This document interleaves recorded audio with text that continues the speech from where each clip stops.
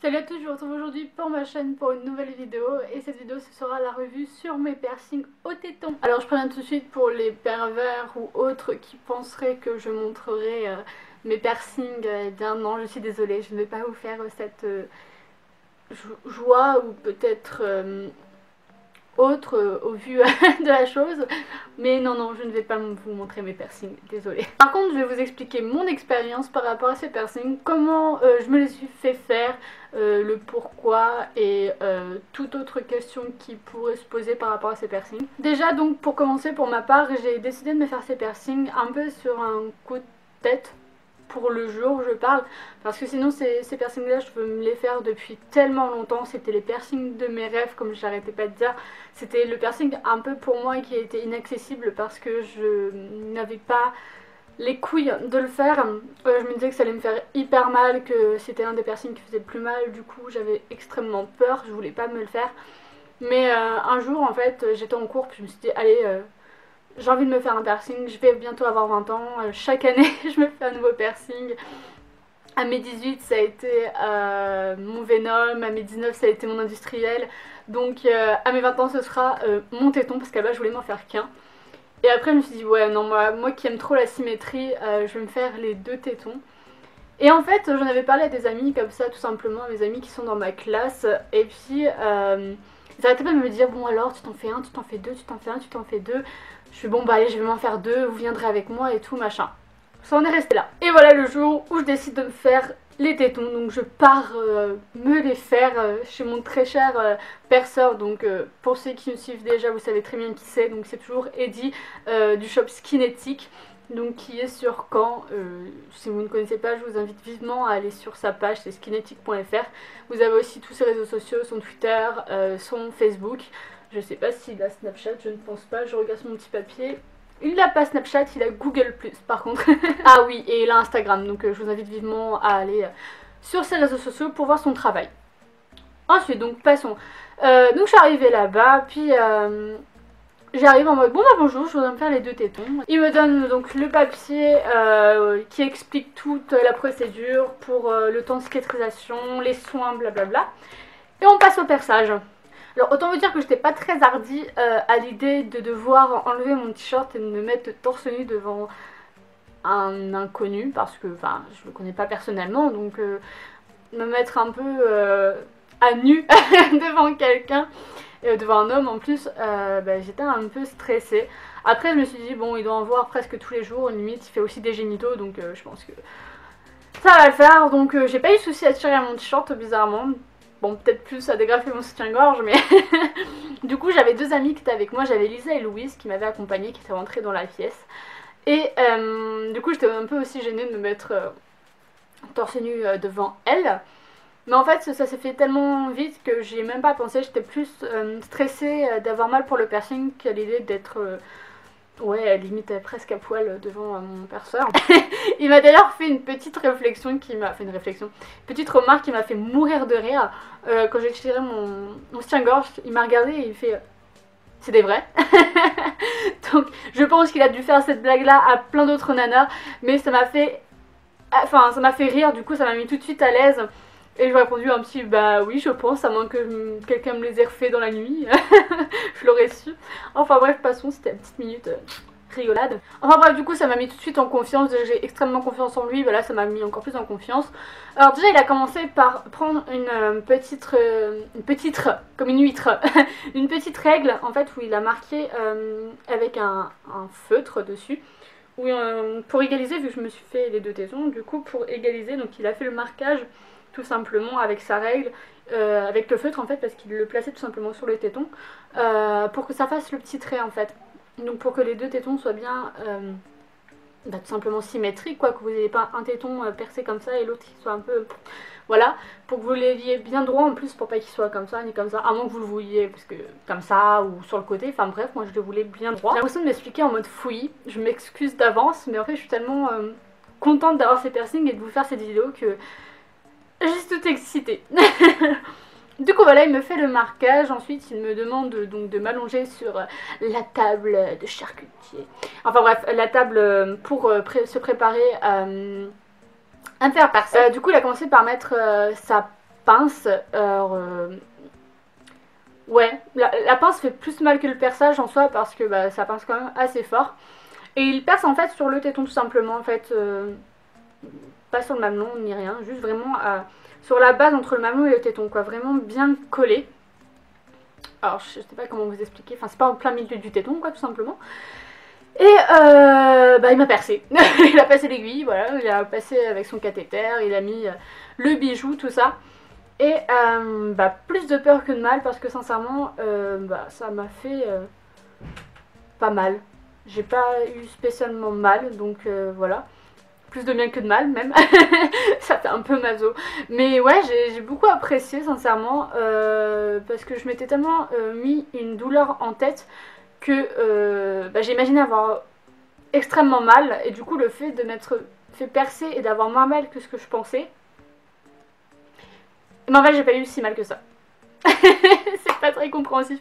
Bon, enfin bref, du coup en fait bah si je devais mettre une note sur 10, j'ai dû avoir mal, allez, 5 sur 10, vraiment la moitié, parce que même le après, sincèrement, bah, j'avais pas l'impression de m'être fait percer, ça me chatouillait plus qu'autre chose, donc du coup, voilà. Donc j'ai une amie, donc Louise, qui a pris en vidéo le perçage, alors je sais pas si je vais vous le mettre quelque part ou pas. Bon, de toute façon, je flouterai la partie où je mettrai une grosse bandoire, enfin je ferai quelque chose si j'y arrive, sinon je ne mettrai tout simplement pas la vidéo. Mais voilà, pour que vous voyez un peu comment ça se passe. Bon, vous ne verrez pas le perçage, mais vous verrez au moins ma tête quand je me fais percer, vous verrez très bien qu'en fait j'ai pas eu spécialement mal, juste comme un pincement en fait. Et enfin bref, quand je suis passée au moment pour aller payer, bah, il m'a dit bon alors tu payes comment, en carte bleue, en espèces. Du coup je lui tends ma carte bleue. Et au moment où il a ma carte bleue dans la main, il fait bon alors je fais quoi, je lui rends ou je la garde en regardant mes amis. Je suis en mode je veux payer en fait.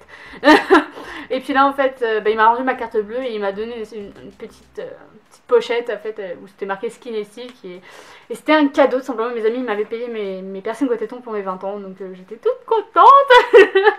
Mais bon, en gros, pour ceux qui voudraient savoir le prix chez Skinetic, pour les deux ils ont payé 100 € et pour un seul c'est 70 €, donc ça vous fait quand même gagner 40 € si vous faites les deux. Donc faites les deux, hein. En plus c'est juste magnifique, du coup voilà. Et puis chez Skinetic ils travaillent vraiment super bien, il rigole tout le temps, il met tout de suite à l'aise. Pour ceux qui ont déjà vu ma vidéo sur l'industrie et sur le Venom, vous allez vous dire que je me répète, mais vraiment sincèrement il fait un travail de dingue. Donc voilà. Alors pour la cicatrisation, chez le téton féminin, la congestion dure de 3 à 7 jours. Pour les inflammations, ça dure de 3 à 6 semaines. Et la consolidation, donc ça dure de 6 à 12 mois. Alors pourquoi aussi longtemps, pourquoi un an de cicatrisation en tout? Simplement parce que chez les femmes, c'est dû aux changements hormonaux en fait.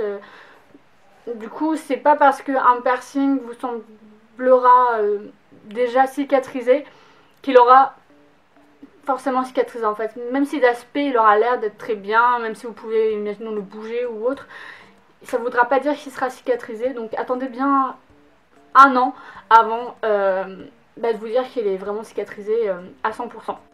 Alors maintenant je vais vous lire la petite fiche qui m'a prescrit des soins qu'il fallait que je fasse pour mon piercing. Alors en premier lieu, ne désinfectez pas quelque chose qui n'est pas infecté, donc ne désinfectez pas un piercing, nettoyez-le tout simplement. Moi il m'avait expliqué qu'il fallait tout simplement qu'en fait je le passe sous l'eau chaude pour enlever les éventuelles petites croûtes qui s'étaient formées ou tout ce qui était sueur, etc.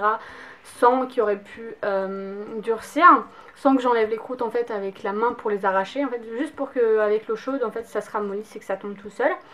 Et il m'avait dit en fait du 1er au 4e jour que j'utilise un coton-tige avec du sérum physiologique et que je nettoie en fait toute la base du bijou avec sur les côtés, etc. sans arracher toujours pareil les croûtes. À partir du 5e jour, je pouvais coulisser la barre sans tourner parce que ça sert strictement à rien de tourner le bijou. Juste coulisser en fait pour nettoyer les éventuelles sécrétions qui se seraient formées sur le côté des orifices en fait. Ensuite les 2 premières semaines, on continue toujours 2 fois par jour, peut-être 3. Et ensuite vous pouvez diminuer en fait le nettoyage du piercing. Il m'avait dit aussi que si imaginons je me lavais la tête ou autre avec du shampoing, ou si je me lavais le corps avec du gel douche qui n'est pas pH neutre, s'il y en avait qui tombaient sur le piercing, qu'il fallait juste tout simplement que je rince avec de l'eau chaude. Il m'avait prescrit aussi donc un savon pH neutre, c'est un savon antibactérien doux sans alcool. Du coup voilà, au cas où je vous le dis quand même. Alors moi sincèrement la cicatrisation se passe super bien. J'ai aucune douleur, j'ai juste quelques petites croûtes qui sont encore de temps en temps, donc je nettoie toujours avec du sérum Phi. Mais sinon ils sont juste parfaits, je trouve que ça apporte tellement une beauté à mes seins. Donc il y en a plein qui vont me dire mais ça sert à rien parce que presque personne les voit. Oui mais enfin mon copain les voit, moi je les vois, déjà que moi je les vois c'est le principal. Et voilà, tout simplement, je trouve ça juste magnifique. J'ai hâte de pouvoir changer les bijoux parce que j'en avais déjà repéré quelques-uns.